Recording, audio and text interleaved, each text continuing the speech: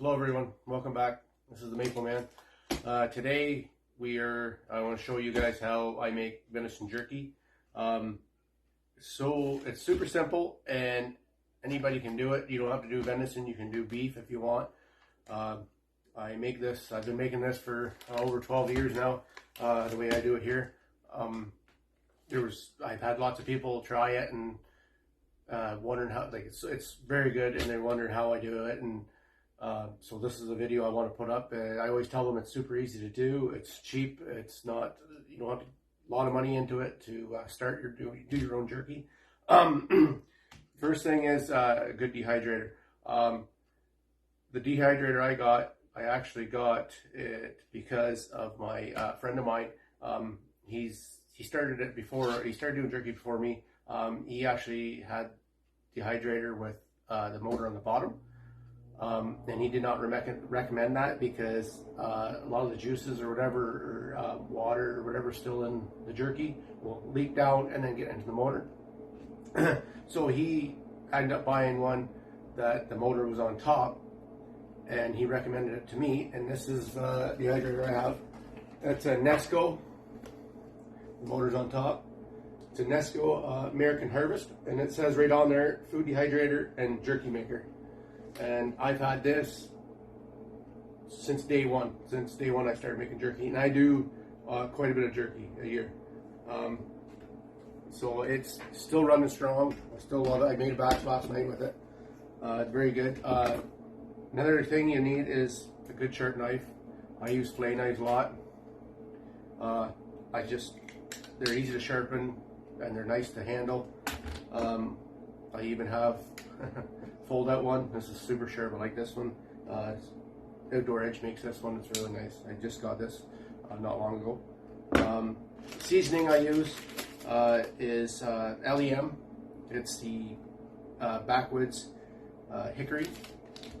I love the hickory. I did original. I've done all the other ones, and this is the kind that I like, that I give to my friends and family, and they seem to enjoy it as well. My kids love this stuff as well. Then you need a couple cutting boards. I broke my good wooden one, so I just got these two for today. A couple bowls. I like using stainless bowls. You don't have to have stainless bowls. Any bowl, big bowl will do. I like to have a bigger bowl to actually mix. When I'm mixing it all, when we get the seasoning in there and mix it all up. And I like a smaller bowl to measure out my seasoning, put a little bit of water in there, stir it up, get it all dissolved, and then I dump it into my bigger bowl. Then I mix and mix and mix. We'll get to that. Another thing, well, I have steaks. I use venison steaks. My venison steaks I make jerky out of. I love venison steaks, but to actually prepare to cook them, sometimes I don't have the time. I love to barbecue them, but for me, to make jerky out of them, it's so much easier to make jerky, and I can go through my venison quicker. Grab a bag on your way, go fishing, grab a bag on your way on a road trip, just grab a bag, hand to friends. You go through your venison a lot faster. So we'll get at it. I like to do is take the venison packages out, let them thaw about halfway, and then it's easier to cut. You can thaw them all the way, it doesn't really matter. It's just, I find if you're first starting out doing this, let them so there's like a little bit more frozen. That way when you slice your slices to about quarter thick, that's what they need to be, about a quarter thick. That's what the instruction says on the back of the package. It's just easier to slice. Okay, so I got my first pack open. I do packs of 2 in each pack. When I cut my meat up, we cut our own venison up. Like I was saying earlier, how cheap this is. Like this dehydrator, I forgot to mention. Like I've only paid $40, $50 for this dehydrator, and I bought extra trays as well.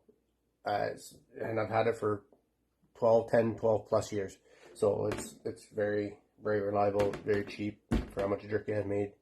And these bags, like this is a 25-pound worth of jerky, and they cost like $24. So yeah, you can't go wrong. So anyways, what I like to do You see here, this is just a round steak. This is a round steak off the hind end of deer, venison. So what I like to do is break it into all the muscle groups. You see the muscle groups here? So I cut out where the muscle groups are, and I like to set them aside. You can very easily follow the lines where the muscle groups are.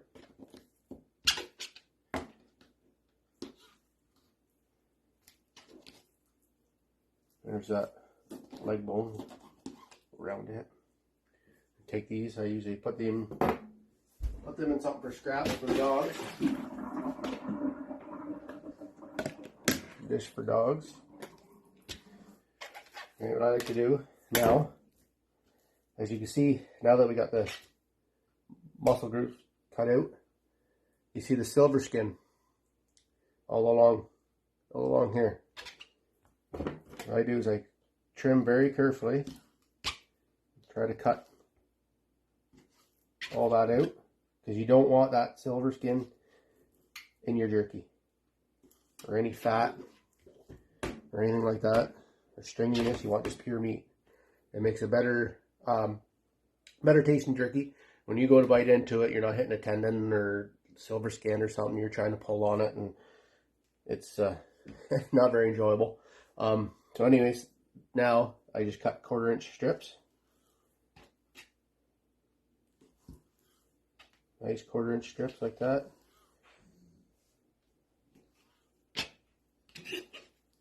Yeah, nice 1/4 inch strips. That's what you need right there then. Just like that. Perfect. They'll go in the pot.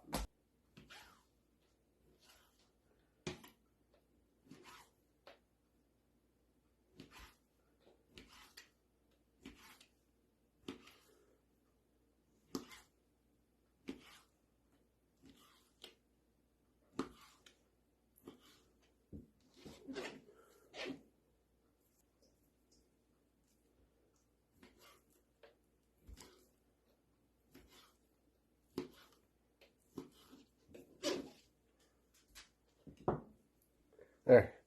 So I'll show you this. That's one steak. Now that's one steak right there. So you get a fair amount of jerky off of a few packs. I do enough for a 5-pound batch. And a 5-pound batch of wet, which meaning the way it is, gets me about 5 to 6 Ziploc bags, sandwich bags. 5-6 bags dry. Then I just throw them, when they're done, I just throw them in the freezer, and then grab them whenever I can, just on my way out or for a friend or whatever. Okay, got them all cut up there now. There's your strips there. That's 3 packs. Just doing a small batch to show you. It's all cleaned up there now. It's all the silver skin and the fat, all that stuff is cut out there now. You want it nice and clean. So here, now we're into the measuring part. So what I like to do is get, well, I have a half decent scale here, so get yourself well, that's one thing you do kind of need is a good scale. I've had this for a while. Spend the money, get a decent scale. That way you have it forever. Instead of buying a cheap one and then having to rebuy another one after it screws up on you. But I do is turn it on, and what I do is I transfer, this is the bowl that I had the steaks in originally, so I just take my meat, put it in there, and then I set the bowl on and zero it out, down to 0, and then I just put the meat back in, like that, and we got 4 pounds, 9.5 ounces. So just over 4 pounds. So we have to measure out seasoning for 4 pounds, 4 pounds, 9 ounces. So on the back of the seasoning here, it says 4 teaspoons. 4 teaspoons for every pound of meat. And it is a 1/4 teaspoon of cure for every pound. And the cure is in these bags, so you don't have to worry about that. Everything's here, the whole kit. This is all, it's all right in here. I have one already opened right here that I've been working away at. So now if you open these bags, I suggest seal them up best you can, roll it up, pick all the areas you can, seal them up, and then I also put them in a Ziploc bag to keep it fresh, because it does say in the bag to open it up and use it all at once. Well, 25 pounds, that's a lot of meat, and if you're just doing small batches like I do, and you're not doing like you're just got a small dehydrator, so you can't do 25 pounds at once by any means. So we'll just make sure it's sealed up good, and it'll stay fresh for you, because I have had some before that I didn't seal it properly, and the year went by, and then when I went to go use the seasoning, it was very weak. It didn't taste, it had not much taste to it. So if you do go to do it and you still have some left over, make sure you seal it up well, so no air gets in that. So anyway, so we have 4 pounds, 4.9 ounces. There's 16 ounces into a pound, so we're just over 4.5 pounds. So just over 4.5 pounds. I need 16 scoops for the 4 pounds, and then a half pound would be 2 scoops. So 18 scoops, and then I have 0.1 of an ounce, so I'll just throw another scoop or 2 in, just make it even close to 5. I like it strong, so we'll go to 20 scoops. So I'm nice and flat there, so I'm nice and even. So 1,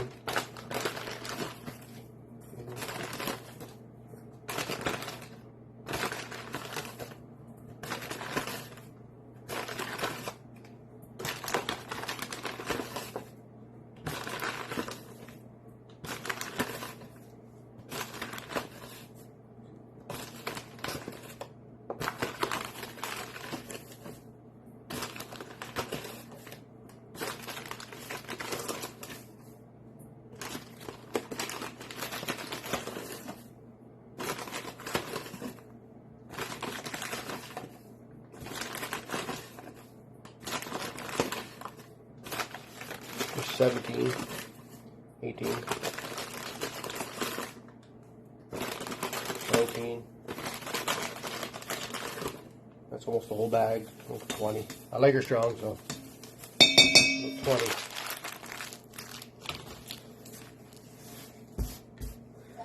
So now it's calls for 1/4 teaspoon for every pound of meat. So there's 4 pounds there, so it's a full teaspoon already. We'll get a whole teaspoon here.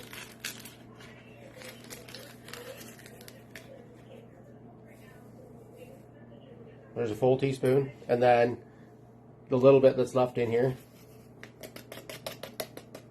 that'll do the rest of it there. Okay, so that's that done. So anyways, there's my seasoning and my cure. What I like to do is put a little bit of water in there, like maybe a couple cups, just like that. And I take a spoon and I start mixing it. I like to dissolve the seasoning, dissolve all the seasoning in there, just kind of work it back and forth.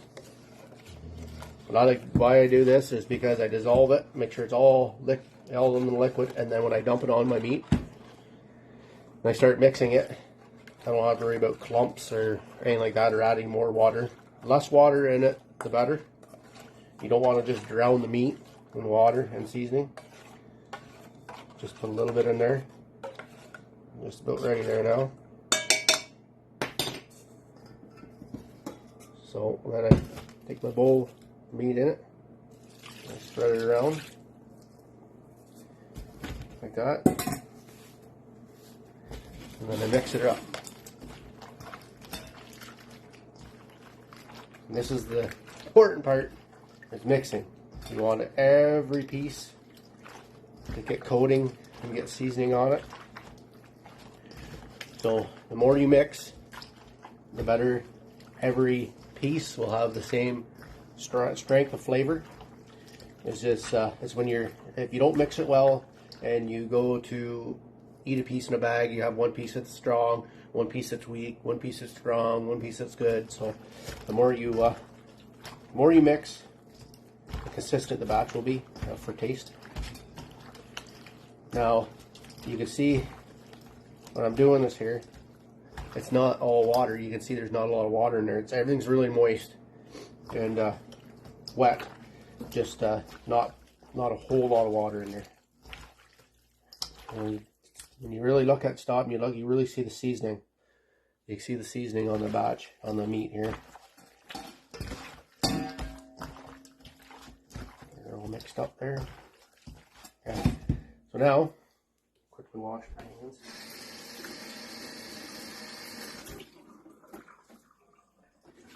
And I use his, we saved these margarine containers. They work great. Or a big Ziploc bag. I used to use big Ziploc bags. Put the meat in a big Ziploc bag, get the air out, seal it up, and then kind of work in the seasoning that way. But I found to do it with a bowl, and this way you just put your meat in there, put the lid on, and then let it marinate. 12, they recommend a minimum of 12 hours to 24. I went longer. The longer it sits, really the better it is. So I put it all in here, and what I'll do is put it in here. If I start kind of in the afternoon or in the morning, I'll let it sit, put it in the fridge, let it sit all day, all night, and then the next morning I'll put it on the dehydrator. Okay, so this is the batch that I already had marinating,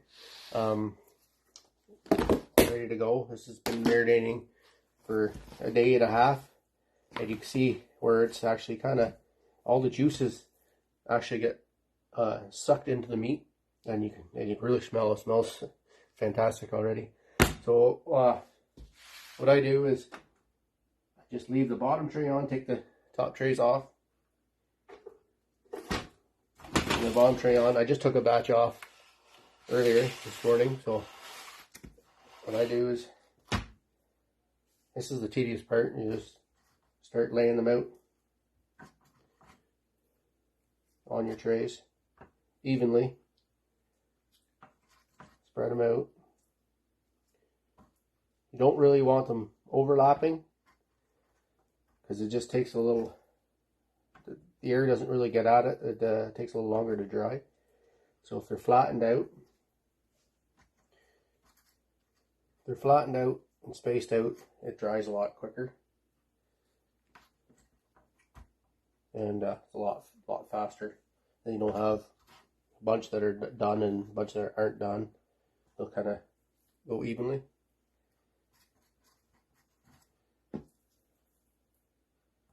So I'll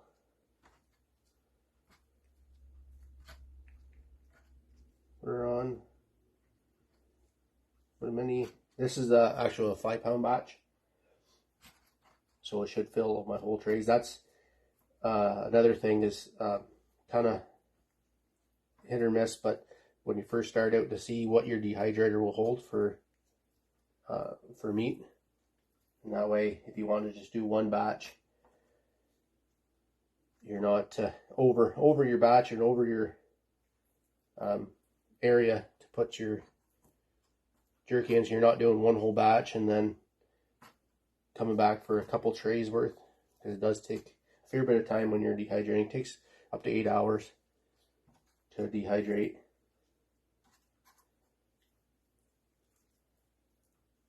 There, the full tray. Okay, I got it all in there. See, it's all in there, ready to go. All my trays. She's all filled up. Mine goes right from This one here goes from 95 Fahrenheit to 160 Fahrenheit. You just plug her in. She's on. It gets warm, but it doesn't get hot, obviously, for 160 Fahrenheit, or that's 71 Celsius. I just let it sit, and the thing is to not open it. This one here, what I find is if I leave it, I don't check it until 7.5 hours. I set a timer. 7.5 hours, I'll check it. I'll check the meat. What I do is I'll open it up, and then I'll squeeze the meat, flip it over, just look at a piece, see if it's dry enough. If not, like, it depends, like sometimes you cut it thicker, sometimes you cut it thinner, so the thinner pieces, might be done at 7.5 hours. The thicker pieces might take a full 8 hours, but I don't see like much over 8 hours. 7 to 8 hours is lots. I've never had a batch go over much over 8 hours. So around that 7 to 8 hour range seems to be the best.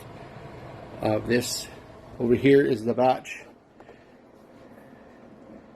This over here is the batch that I got done this morning, or took off this morning. There's my 5 bags. That was actually a 4.5 pound batch. It's all nice and dry, ready for the freezer. I hope this video helped everybody out.